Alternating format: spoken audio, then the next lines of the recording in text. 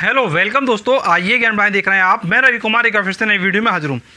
दोस्तों, जैसा आपको पता है कि हर साल लाखों युवा एग्ज़ाम को पास करते हैं, चाहे आपका 12th का एग्ज़ाम हो, चाहे आपका ग्रेजुएशन हो, चाहे आपका पोस्ट ग्रेजुएशन हो। कुछ लोग बीए करते हैं, कुछ लोग बीएससी करते हैं, कुछ लोग एमएससी करते हैं, कुछ लोग बीटेक करते हैं, कुछ लोग बीबीए करते हैं, कुछ लोग बीसीए करते हैं। तो दोस्तों, काफ़ी लोग प्रोफेशनल कोर्स करते हैं, काफ़ी लोग नॉर्मल कोर्सेज़ करते हैं। और दोस्तों, काफ़ी युवा ऐसे हैं जिनको नौकरी की आज तलाश है, नौकरी करना चाहते हैं, लेकिन उनके सामने समस्या आ जाती है कि जब वो नौकरी तलाशने जाते हैं तो उनसे पैसे मांगे जाते हैं कि आपको रजिस्ट्रेशन का इतना रुपया देना है, उसके बाद इंटरव्यू का इतना पैसा देना है। तो ये समस्या पूरे देश में चल रही है।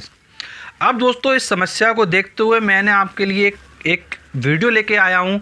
इस वीडियो में मैं आपको जेन्युइन इन्फॉर्मेशन दूंगा कि आप कैसे जॉब लगा सकते हैं, कैसे आपको जॉब मिलेगी। यदि दोस्तों आपको जॉब की तलाश है तो अगर आप इस वीडियो को देखते हैं तो डेफिनेटली बात है कि आपकी ये जो प्रॉब्लम है ये सॉल्व हो जाएगी। और दोस्तों, आपने देखा होगा जब आप जॉब लेने जाते हैं तो काफ़ी फेक कंसल्टेंसी आज की डेट में चल रही हैं, जो 500 रुपये चार्ज करती हैं, कुछ हज़ार रुपये चार्ज करती हैं और पैसे लेने के बाद आपको जॉब वगैरह कुछ भी प्रोवाइड नहीं करती हैं। दोस्तों, आपने ये भी देखा होगा कि आपसे कहा जाता होगा कॉल करके कि sign.com से बोल रहे हैं, या फिर naukri.com से बोल रहे हैं, या monster.com से बोल रहे हैं, या किसी भी अदर जॉब पोर्टल से बोल रहे हैं।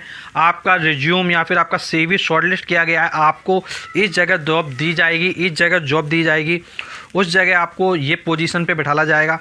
तो इस तरीके की आपको बातें कही जाएंगी और आपसे बाद में कहा जाएगा कि आपको इतने रुपये देने होंगे रजिस्ट्रेशन के फॉर्म में, या फिर किसी अदर चीज़ के लिए, या फिर डॉक्यूमेंट वेरिफिकेशन के लिए कुछ ना कुछ आपसे कहा जाएगा। और जब ये आपसे कहा जाएगा तो कभी कभी आप ही में से कुछ लोग होते हैं जो इस चीज़ में फंस जाते हैं, और फंसने के बाद वो पैसे भी दे देते हैं और उनको जॉब भी नहीं मिलती है। तो दोस्तों, ये प्रॉब्लम चल रही है।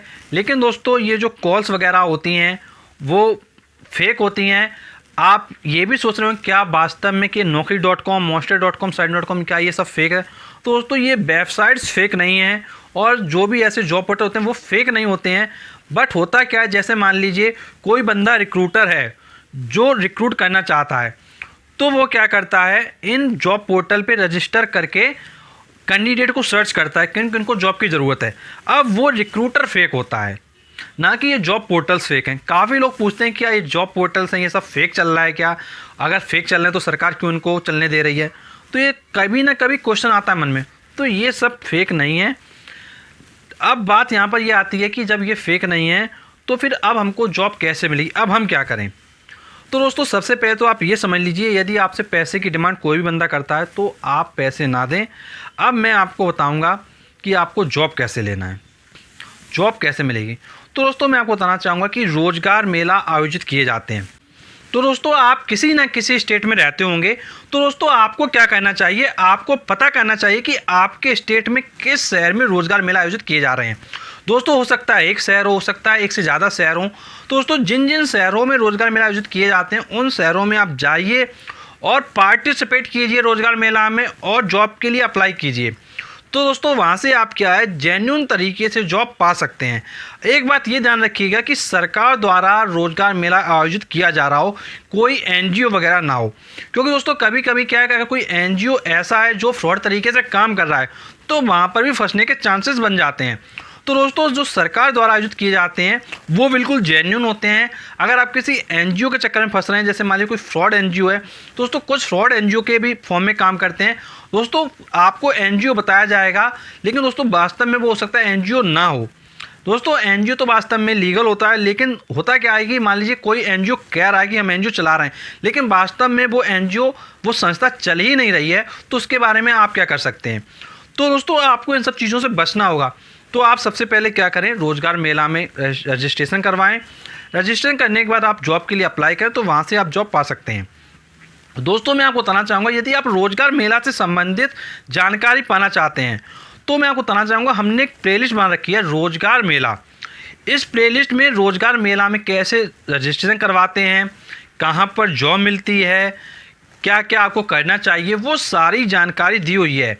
दोस्तों, ये जो वीडियोस हैं वो आपको सारे मिल जाएंगे रोज़गार मेला प्लेलिस्ट में। उन वीडियोस को आप देखिए और अगर कोई आपका प्रश्न है तो आप कमेंट बॉक्स में कमेंट करके पूछ सकते हैं। और दोस्तों वीडियो समाप्ति से पहले कुछ इंपॉर्टेंट पॉइंट बताना चाहूँगा जो आप समझ लें, वो आपके लिए जानना बहुत ज़्यादा ज़रूरी है। दोस्तों सबसे इम्पोर्टेंट यहाँ पर आपके लिए है कि आप जब अपने शहर में रोज़गार मेला में जाएंगे तो फिर उस समय आपको क्या जॉब आपके शहर में मिलेगी या नहीं। तो दोस्तों मैं आपको बताना चाहूँगा कि जो आपको जो जॉब है वो ऑल ओवर इंडिया में कहीं भी मिल सकती है, क्योंकि दोस्तों जब भी कोई रोज़गार मेला आयोजित किया जाता है तो वहाँ पर एक कंपनी नहीं आती है, वहाँ पर 30-35 कंपनियाँ आती हैं, अलग अलग जॉब प्रोवाइड करती हैं और वहाँ से आपको जॉब मिलती है। तो आप ये माइंडसेट करके ना जाएं कि मुझको इसी जगह जॉब करना है। और दोस्तों कुछ लोगों की देखिए क्या प्रॉब्लम होती है, मेंटलिटी देखिएगा क्या होती है। कुछ लोग सोचते हैं कि मुझको जॉब जो है इस शहर में मिले, पहली चीज़ सोचते हैं, और ये भी सोचते हैं कि इतने से कम पे मिले ना। अगर दोस्तों आप ये सोचेंगे कि मुझे इसी शहर में मिले और इतने रुपये से कम की मैं जॉब करूँगा नहीं, तो दोस्तों कहीं ना कहीं आपको कोई भी जॉब नहीं मिलेगी। ये मैं आपको बिल्कुल जेन्युइन कह रहा हूँ। आप ये देखिए कि जो भी आपकी क्वालिफ़िकेशन है उसके अकॉर्डिंग जो आपको जॉब मिल रही है, क्या और कैंडिडेट को भी वैसी जॉब मिल रही है। अगर दोस्तों और कैंडिडेट को वैसी जॉब मिल रही है, आपको भी वैसी जॉब मिल रही है, तो दोस्तों आप उस जॉब को कर सकते हैं। क्योंकि दोस्तों आपको ही पता है कि अनएम्प्लॉयमेंट कितना बड़ा प्रॉब्लम है अब इंडिया में।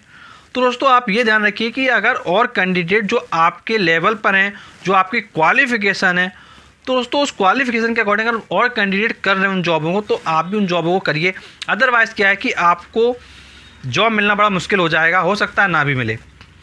और दोस्तों काफ़ी लोग क्या करते हैं, जब रोज़गार मेला में जाते हैं बड़ा स्टाइलिश हो के जाते हैं, जैसे कि पार्टी में आए। जैसे मान लीजिए कुछ लोग क्या करते हैं, जीन्स पहन के चले गए, टी शर्ट पहन के चले गए। अरे आप खुद सोच के देखो कि अगर आप एक जॉब लेने जा रहे हो, आपका इंटरव्यू होगा, आपका रिटन होगा, आपका जीडी होगा, जब दोस्तों आपका ये सब चीज़ें होंगी तो उस समय आपका क्या ड्रेसअप होना चाहिए। तो ऑब्वियस सी बात है कि एक फॉर्मल ड्रेसअप होना चाहिए। ये नहीं कि आप पार्टी लुक में आ गए बिल्कुल बढ़िया स्टाइलिश बनते हुए, तो जिसका जॉब देने का मूड हो वो सोचे भैया ये तो बहुत पार्टी वेयर पहन के आया है, ये हमारे यहाँ क्या जॉब करेगा। तो दोस्तों कहीं ना कहीं दिमाग में ये भी मेंटलिटी जाती है कि जब ये बंदा इतना स्टाइलिश होके आया है, जब इसके पास सारी सुख सुविधाएँ हैं, तो ये जॉब क्यों करेगा और कम पैसे पे क्यों करेगा। क्योंकि कभी कभी क्या रोज़गार मेला में कम पैसे पे भी जॉब मिलती हैं, कुछ जॉब होती हैं जो अच्छे पैसे पर होती हैं। तो दोस्तों इन सब चीज़ों को समझिए। और दोस्तों एक बात ये भी ध्यान रखिए, जब भी कोई कंपनी किसी भी कैंडिडेट को हायर करती है तो वो हमेशा ये सोच के करती है कि ये बंदा हमारे यहाँ कम से कम 2 से 3 साल टिका रहे। क्योंकि दोस्तों कंपनियां चाहती हैं कि हम ऐसे कैंडिडेट को हायर करें जिसको वास्तव में जॉब की ज़रूरत हो। ऐसा ना हो कि आज हमने उस कैंडिडेट को रखा, उसको काम सिखाया, फिर वो कैंडिडेट क्या है वहाँ से चला गया। अगर दोस्तों कैंडिडेट वहाँ से चला गया तो दोस्तों उनको क्या है प्रॉब्लम काफ़ी होती हैं। तो इसलिए वो ये लोग सोचते हैं कि हम एक ऐसे कैंडिडेट को हायर करें जिसको वास्तव में जॉब की ज़रूरत हो।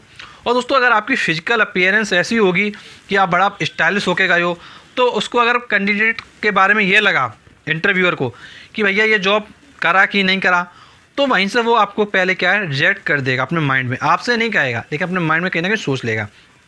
तो इसलिए हमेशा क्या है फॉर्मल ड्रेसअप में चाहिए, क्योंकि वो आपके बारे में कुछ नहीं समझ पाएगा। जो आप बोल रहे होंगे, जो आपकी वार्तालाप होगी, उसके द्वारा ही वो चीज़ें सारी जज करेंगे और उसी के द्वारा समझ पाएंगे। और दोस्तों आपको भी पता होगा कि स्कूल में ड्रेस कोड क्यों चलता है। तो दोस्तों कुछ रीज़न होता है ड्रेस कोड चलने का।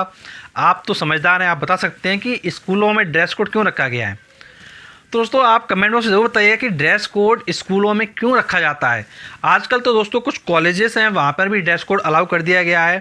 तो दोस्तों जो भी चीज़ें की जाती हैं वो हमारे लिए किया जाता है, लेकिन कहीं ना कहीं अगर हम ही लोग ये सोचेंगे कि ये सही नहीं है तो दोस्तों कैसे चलेगा। दोस्तों यदि आप कुछ पूछना चाहते हैं दोस्तों नीचे कमेंट करके पूछ सकते हैं। और दोस्तों जो भी जॉब के अपडेट्स होते हैं वो हम लाते रहते हैं आपके लिए। चैनल में हम वीडियोस डालते हैं और फेसबुक पेज है हमारा आइए ज्ञान ऑनलाइन लर्निंग वीडियोस। दोस्तों इसका जो लिंक है वो डिस्क्रिप्शन बॉक्स में है।